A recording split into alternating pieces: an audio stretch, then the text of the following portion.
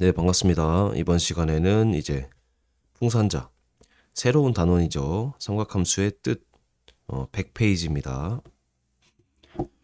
자, 이 삼각함수를 하기 전에 각에 대한 정의를 좀 새롭게 하거든요. 각이라는 것이 우리 보통 이렇게 있으면은 30도 하면은 그 30도라고 쓰잖아. 근데 새로운 단위를 배울 거야. 자, 처음부터 봅시다. 일단 각이라는 게 뭘까요? 시작점이 같은 두 반직선이 이루는 크기래. 자, 반직선이라는 건 요거야. 시작점이 있고 그 반대쪽으로 쭉 뻗어나가는 직선을 의미하거든. 근데 시작점이 같은 반직선이니까 요런 거 있겠지. 그때 각이 요런 거를 이제 각이라고 하는 거예요. 시작점이 같은 두 반직선이 이루는 크기를. 근데 요 각도 있지만 요렇게도 각을 잴 수 있거든. 이 두 개를 동시에 배울 거야. 즉 각이라는 건 회전력인데 이 기준선에서 얼마나 많이 회전했는가. 자, 두 선이 있으면은 둘 중에 하나를 기준선이라고 할게요. 기준선이라 할게. 그리고 자, 여기 다시 볼게. 자, 반직선 두 개가 이렇게 그 시작점을 공유하는 거 알겠죠? 그리고 그 중에 하나를 시초선이라고 할게.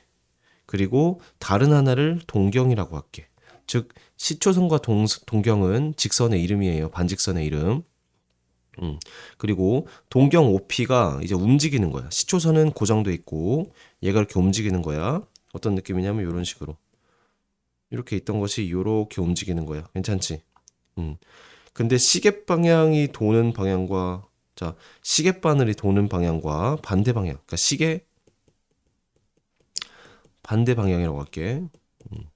즉 시계 반대니까 이쪽이겠지. 그거를 양의 방향이라고 할게요. 이렇게 가는 걸 양의 방향이야. 그리고 시계 바늘이 도는 방향을 음의 방향. 이쪽을 음의 방향이라고 할게. 빨간색으로 쓰자. 이렇게. 그러니까 시계 방향 음의 방향이에요. 시계 방향이 음이다. 그래서 마이너스를 붙여서 나타낸다. 자, 무슨 말이냐? 이렇게 있을 때 45도.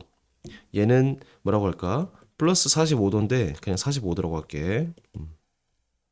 그리고 요 각은 각인데 한 바퀴를 돌아서 다시 왔을 때 여기가 예를 들어 60도야. 그럼 한 바퀴 돌고 60도 더 오면은 360 더하기 60이니까 420도라고 할 수 있겠죠. 이렇게 360도 이상인 각에 대해서도 우리 배울 겁니다. 그리고 이쪽으로 만약에 간다면 시계 방향으로 간다면은 마이너스라고 했지. 그래서 90도 넘어가니까 마이너스 100도다. 이런 식으로 표현을 할 거예요. 괜찮아요?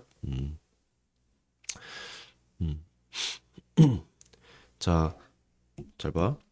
각의 크기가 주어지면 동경의 위치는 하나로 결정된다. 45도라는 것이 있으면 동경은 이렇게 하나로 결정되겠죠. 플러스 45니까. 그런데 동경의 위치가 주어진다고 각의 크기는 하나로 나타나지 않아요. 무슨 말이냐? 자, 만약에 45도를 표현하라. 그러면은 시초선이 있고 동경이 이렇게 있는데 그게 플러스 45도를 이루는 거야. 괜찮아? 그런데 만약에 요런 모양의 각이 있다고 쳐봐요. 그럼 요거를 이제 동경으로 아니 요거를 각으로 표현할 때는 플러스 45도인지 한 바퀴를 돌아서 45도가 된 360을 더하는 거겠지? 그래서 플러스 405도인지 또는 여기서 반시계로 간 315도일지 마이너스 315도일지 알 수가 없다는 거야. 다시 이 동경의 위치가 주어졌다고 시초선이 있고 동경이 이렇게 움직인다고 했잖아요. 얘가 딱 고정됐어. 60도야. 그럼 각도 60도라고 나타낼 수 있는 것이 아니고 몇 번 돌아갔냐 또는 음의 방향으로 갈 수도 있잖아. 그래서 각이 주어졌다고 다시 미안해. 동경이 주어졌다고 각이 하나로 결정되는 건 아니라고. 그래서 그 동경이 주어졌을 때 각을 어떻게 표현할 것인가 이거를 일반화시킨 일반각이라고 할 거예요. 다시 할게. 자, 시초선과 동경이 나타내는 각을 우리가 알게 됐어. 그런데 실제로 몇 바퀴를 돌아서 얘가 왔는지를 알 수 없는 거야. 다시 할게. 자, 원점이 있고 x가 있고 동경 P가 있는데 얘가 만약에 30도야. 그럼 얘는 실제로 30도만 이렇게 온 건지 한 바퀴 돌아서 30도로 온 건지 또는 음의 방향으로 30도 이렇게 음의 방향으로 330도 이렇게 온 건지 또는 두 바퀴 돌아서 온 건지 알 수 없다는 거야. 이 상태로는. 왜냐면 이 동경의 그 각은 최종 결과물로서 30도가 있는 거지 얘가 몇 바퀴를 돌아서 왔는지 양의 방향인지 음의 방향인지 알 수 없다는 거야.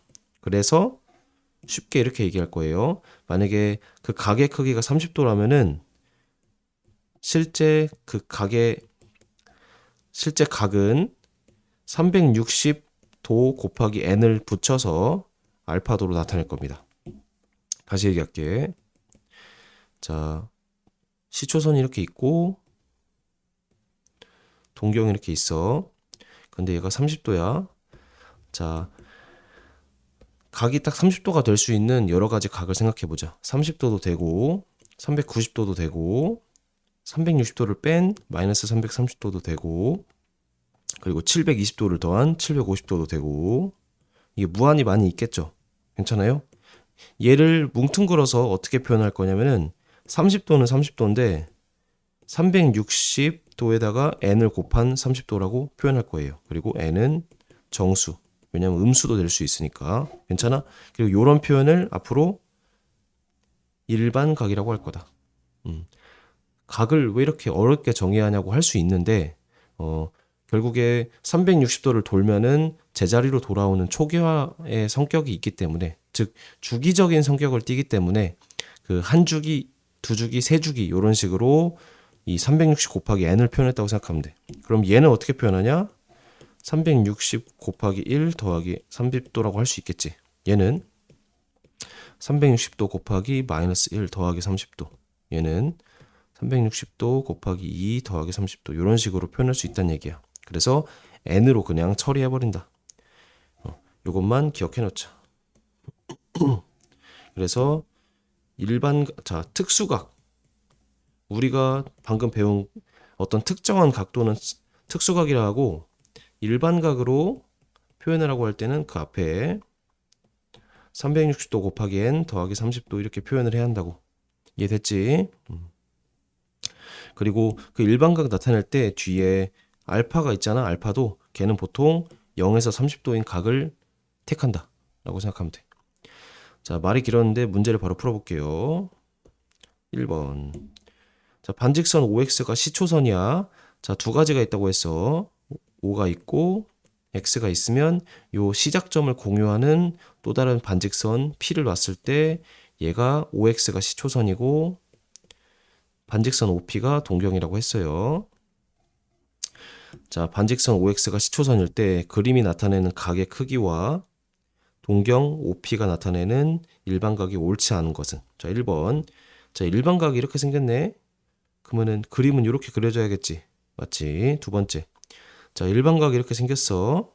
근데 시초선이 OX라고 했잖아. 그럼 얘를 기준으로 플러스 90이니까 이렇게 생겨야지. 얘는 360도 곱하기 n 빼기 90도로 표현해야지. 그래서 답이 2번 틀렸네. 그치? 3번. 자, 플러스 315도니까 이 시초선으로부터 이렇게 양의 방향으로, 즉 시계 반대 방향으로 315도 간 이 그림이 맞다. 그치? 네 번째. 선생님, 360 곱하기 n인데요. 뒤에 더하기 0이 생략했다고 생각해. 그러면은 0도니까 안 움직인 거랑 마찬가지지. 또는 한 바퀴, 두 바퀴 이렇게 한 바퀴의 정수배 모양이면 딱 일직선이 되겠다. 그치? 다섯 번째. 180도면은 이렇게 반대 방향에 있는 거겠지? 그래서 여기가 플러스 180도가 된다. 그래서 답은 2번이다. 이해돼?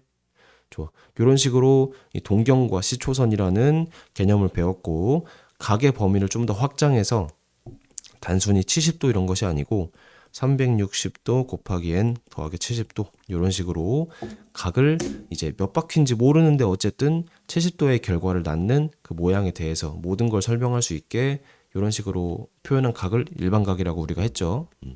이 두 가지에 대해서 자세하게 배웠습니다. 그래서 그 다음 시간에는 요 조금 더 사분면까지 확장을 해서 얘기를 해볼게요.